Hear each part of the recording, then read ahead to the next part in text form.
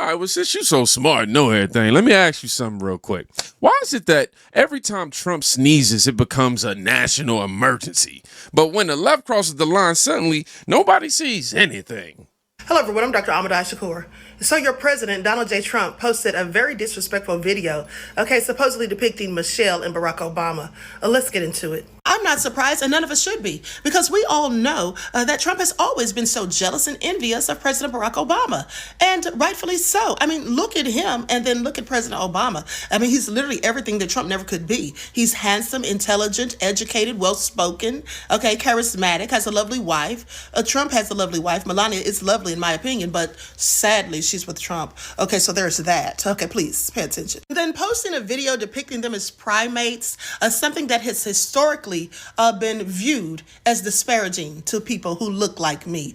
I think that any of the people who look like me that call themselves MAGA, you need to wake up, because if everything else that's going on around you didn't wake you up and snap you back into reality, into real life things, into seeing who people really are, then that certainly should have. Because I can guarantee you, if he thinks that about Michelle Obama and Barack Obama, what do you think he thinks of the rest of us? Please, make it all make sense. As many times as Trump's name appears in the Epstein files and all of those nefarious, despicable allegations that have been levied and waged against him in the documents, I would think that he has a whole lot of other things to concern himself with, least of all President Barack Obama, wouldn't you? But at the end of the day, I guess he's just still obsessed after all this time. Bottom line is, Trump needs to be trying to figure out what he's going to do about midterms, because it's not looking good for him. Now, I know he's trying to nationalize the elections, and we all know why he's trying to do that, I mean, desperate times calls for drastic measures, do they not? Please pay attention. He's clearly desperate. Another thing I can say is this, at the end of the day, there's never been mass crowds of people all over this country outside protesting against President Barack Obama. That certainly never happened. There has not been people just booing him when he walks into a room. And as a matter of fact, until this day, when he walks into rooms, people will cheer, and scream his name. But when Trump walks into the room, they boo. I wonder why. And I'm going to say this in closing, and this is absolutely facts. Please. People who are happy with themselves and with their lives, what they don't do is go around being hateful, being disrespectful, and doing nefarious things to other people, and basically being obsessed, obsessing over other people that they're envious of. That's what happy people don't do. So it's funny to me that Trump's made over $1 billion in the year that he's been in office thus far, but yet he still has time to be worrying himself and concerning himself with President Obama. That to me speaks volumes. Please pay attention. Well, if we were going by your logic, you seem real unhappy. I mean, you seem depressed. No, I'm not laughing at nobody being depressed. It's a joke, unhappy. We just escalated it. YouTube, you understand. Y'all know how the disclaimers go. But this right here is not analysis. It's emotional theatrics at best. Personal insults, name calling, but zero facts. Zero. And, this is the engine that drives left-wing outrage cycles. React first, verify later, but amplify loudly. Never come back and clean up. Nobody in this space cares about whether Trump posted it, saw it, or removed it, but, it's there. Because outrage isn't about truth.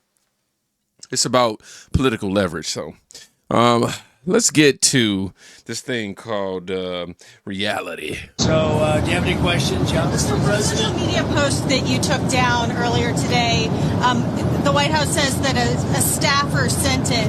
Who sent it, and are you going to fire them? I looked at it. I saw it, and I just looked at the first part. It was about voter fraud in someplace, Georgia. There was a lot of voter fraud, 2020 voter fraud. And I didn't see the whole thing. I guess during the end. I like how he says someplace Georgia like it ain't Fulton County, the same county that, got his mug shot. And I didn't see the whole thing. I guess during the end of it, there was some kind of a picture that people don't like. I wouldn't like it either, but I didn't see it. I looked at the first part, and it was really about voter fraud in and the machines, how crooked it is, how disgusting it is. Then I gave it to the people generally they'd look at the whole thing, but I guess somebody didn't, and they posted, and we took it down, and we turned it, But that was a voter fraud that nobody talks about. They don't like to talk about that post. We took it down as soon as we found out about it. Mr. President, a number of Republicans are calling on you to apologize for that post. Is that something you're going to do? No, I didn't make a mistake. I mean, I look at a lot of thousands of things, and I looked at the beginning of it. It was fine. They had that one post, and I guess it was a takeoff. By the way, a lot of people covered. If you look at where it came from, I guess it was a takeoff on the Lion King. And certainly it was a very strong post in terms of voter fraud. Nobody knew that was at the end. If they would have looked, they would have seen it. And probably they would have had the sense to take it down. But that was a takeoff on the Lion King. And a lot of people were covered on in different positions. So, but I spoke to Tim Scott. He was great. Tim is a great guy. He understood that 100%. Yeah, so here are the facts as it pertains to Trump relaying them. A staffer posted it. Trump says he didn't see the ending.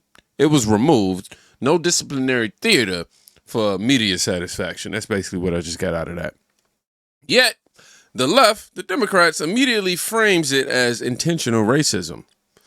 Now, that's the tactic. Assume malice, ignore context completely, broadcast accusation, repeat until accepted. No investigation needed. Just narrative development. Now, I want you to watch how the media decided to escalate it. Now, growing outrage from Democrats and even some Republicans after President Trump shared a racist video on social media depicting former President Obama and former First Lady Michelle Obama as apes, monkeys in a jungle. Moments ago, Trump ally Tim Scott, the only black Republican currently serving in the Senate, called on the president to remove the post, writing, quote, "It's the most racist thing I've seen out of this White House." Let's go live now to CNN's Kevin Liptek at the White House. Kevin, how is the administration responding to this post by the president? Well, the White House is essentially trying to downplay it, but I think that response from Tim Scott is so interesting. You know, so often the reflexive move by the president's Republican allies in these kinds of situations is to essentially say that they hadn't seen what the president posted, to say that they were sort of begging off any response. Tim Scott, of course, the only black Republican in the Senate, very much castigating the president here, saying that it was the most racist thing that he's ever seen out of this White House and saying that the president should remove it. So really not mincing any words whatsoever.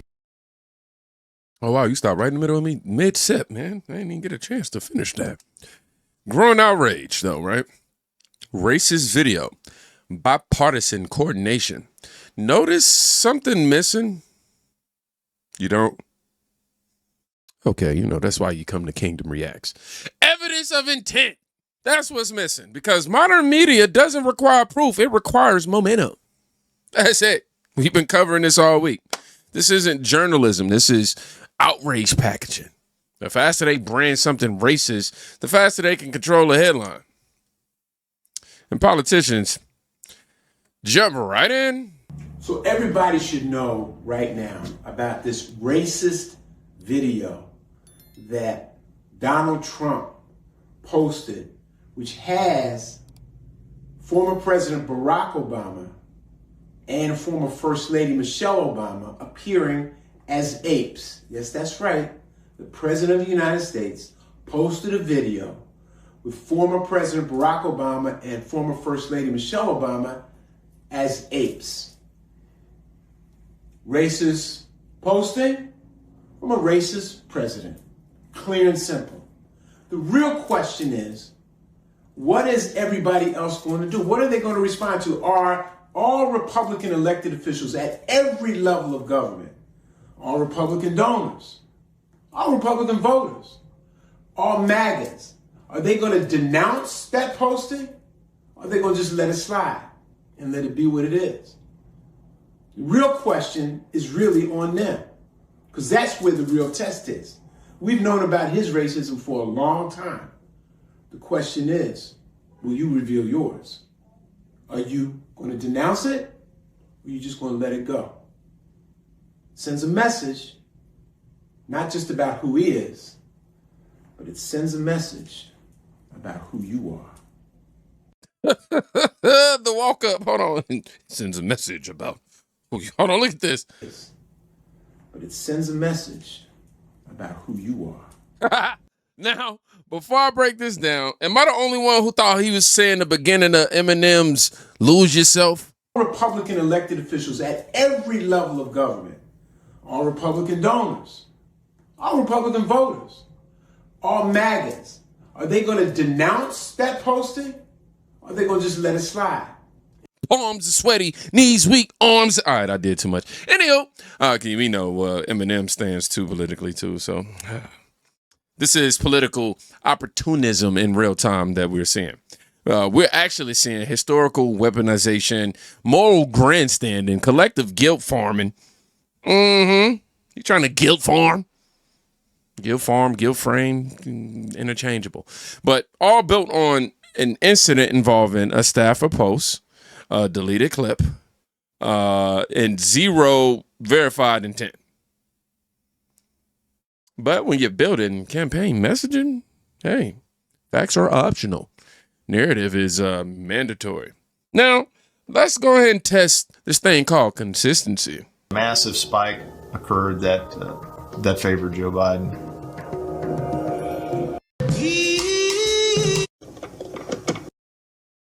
Massive spike occurred that favored Joe Biden.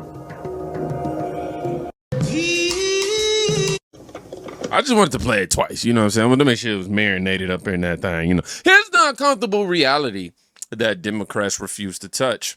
You know, white activists screaming racial slurs at black officers, silence. Nothing. No wall-to-wall coverage, no national outrage tour, no emergency press briefings. I ain't seen nothing. Because, you know, that story doesn't save their ideological airtime. This exposes the double standard. Racism isn't condemned equally, it's condemned strategically. So let's reinforce that. Okay, now pay attention to this. The people who were the loudest about this post that was posted by a staffer, not even Trump himself, the staffer was being lazy, probably trying to get things done quick and didn't cut out part of the screen recording. That's when this part came up on the screen. But notice the same people who were pushing this all over the internet and talking about it and all this and that, they're quiet about things like this that have recently been happening in Minnesota. I'm going to give you two examples. Both of these have recently happened in Minnesota. Oh, and you're black! What? You're next! Put your fucking mouth! So she tells him he's black and she says next. So we've got leftists in Minnesota calling people. We've got DHS agents who are telling these people to watch their mouths. So the leftists in Minnesota are calling people, and the racist agents are the ones telling the leftists calling people to watch their mouth. Let's think about that for a second. All right, here's another example. Here's another leftist in Minnesota calling a federal agent a house. Now let's think about this. All the people who are all over this Trump post, have you heard them talking about this? Nope. Have you seen the left calling out this abhorrent behavior? Nope. Have you seen them doing that en masse? Nope. No, they've been quiet. They like to act like this never happened. They're essentially saying, yeah, it's fine. Go ahead and call black agents next. They're nice anyway. Again, it's all about narrative control. We are in a propaganda war. If you don't know that, you should be aware of that. We're in a propaganda war. They're not principled. They don't care about being racist. They care about winning politically. That's why you can have leftists in Minnesota calling black agents on camera and recording it, and the left does nothing about it. Again, you're not seeing the left come out in mass and condemn this behavior or try to cancel these people. You're not seeing any of that. They're just letting it happen. Yep. Because they truly don't care. They just use black people as political pawns. I just want to point out the hypocrisy and the selective outrage that's currently happening. But anyway, that's all I got for now. Don't forget I have a free email newsletter. I send this out every morning around 7 a.m. Central. The link is in my profile. So click that link, drop your email in, hit subscribe, and you'll be good to go. That's all I got for now. I'll see you in the next one. Media amplification depends on political usefulness, narrative alignment, emotional engagement metrics. Ooh. Basically what I'm saying, if it hurts Trump, maximize exposure. If it hurts their side, minimize the visibility. That's not conspiracy. That's modern media economics. Now let's introduce accountability perspective. This is another video about the AI video that just from a different point of view, and I've already condemned the video, and I told you that Pastor Mark is a close friend of Trump, pastor who has already said that video was not Trump's video. It was a staffer Trump did not do it, does not express the opinions of the White House, which I already know that. That's why I immediately didn't jump to conclusions, because I know Trump is not like that. But the reality of the situation, what bothers me is how Trump is the most overly criticized, that everything Trump does becomes like world news. Like, Biden did so much when he was in office, and it doesn't become news. It doesn't become anything that that people become outraged with, or pastors become outraged with. Most pastors I know who said something about the post today never talk about politics, and they don't talk about politics when they should talk about politics. When you got our kids being weaponized, when you have what's happened with trans rights and different things that has happened. Even when Trump was under fire and they were trying to throw him in prison, they were silent. Pastors were silent. But one post, there was no words behind it, but just a blip of a little post, which if you see the full video, it gives them a lot more context, because everybody in the Democratic Party was portrayed as animals. Still wrong. But it's just so unfair, the level of criticism that Trump gets when compared to other politicians. When it comes to Democrat politicians, Biden, for instance, Biden had Transgender Visibility Day on Easter. He literally, during his administration, I sounded the alarm on it, had transgender, I didn't hear no pastor say anything about it. Nothing. But they're so quick. Do you think transgender and racism is a bigger sin than transgenderism? No, not even close. But they were quiet about it. Why? Because it's not going to hurt them politically to condemn that action. They're not actually having to stand against anything. Most of them people don't even know if that pastor who condemned it voted for Trump, because they're silent about everything else. So I definitely believe we need to hold our leaders accountable, but I believe we need to hold all our leaders accountable equally, not just Trump, which is what happens all the time. We demand that Trump is held accountable. What about all these other politicians that are corrupt and stealing from the people, and all these other that the pastors and the churches are silent about? Did he say politicians? Anyway, here's what balanced accountability actually looks like. Acknowledging historical context, recognizing staffer responsibility, calling for internal correction without declaring national, morale collapse. That's measured leadership right there, not outrage farming. And finally, the takeaway that I feel like everybody needs to hear. Oh, the Trump video. Yeah, I saw the Trump video, and everything in its proper context. Trump's team is at most careless for doing a bad video edit or a bad upload, because, y'all saw what it was. There was a video that was obviously being screen recorded, and when that video ended, the next video autoplayed of the Obamas, and it wasn't made by Trump or Trump's team, and it was only a second before that video cuts out.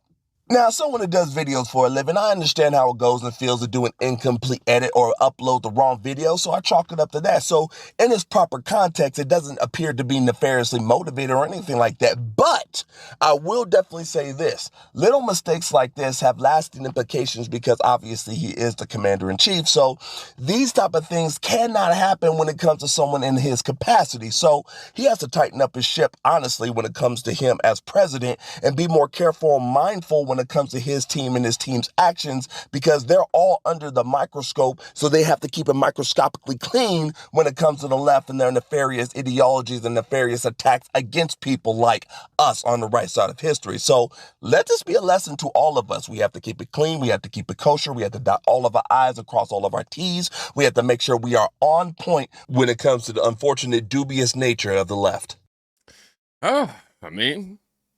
This is the strategic lesson. The left does not wait for real ammunition. They weaponize perception. Anything.